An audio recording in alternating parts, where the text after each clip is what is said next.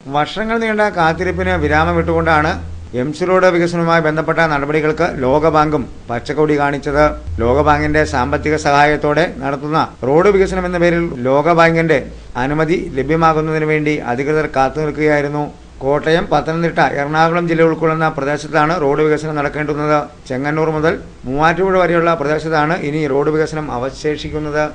ചെങ്ങന്നൂർ മുതൽ മൂവാറ്റുപുഴ വരെ 88 kilometre നീളത്തിലാണ് road വികസനം ഇനി ബാക്കിയുള്ളത്. 88 കിലോമീറ്ററിൽ 55 കിലോമീറ്ററും കോട്ടയം ജില്ലയിലാണ് റോഡ് വികസന നടപടികൾ പൂർത്തീകരിക്കേണ്ടതെന്ന പ്രത്യേകതയുമുണ്ട്. ഈ കണക്കുകൾ കൊണ്ട് തന്നെ കോട്ടയം ജില്ലയിലെ എംസി റോഡ് വികസനം വർഷങ്ങളായി നീണ്ടുകിടന്നിരുന്നു എന്നുള്ളതും വ്യക്തമാണ്. ചെന്നൈ ആസ്ഥാനമായ NABC എന്ന കമ്പനിയുടെ നേതൃത്വത്തിലാണ് കരാർ ഏറ്റെടുത്തിരിക്കുന്നത്.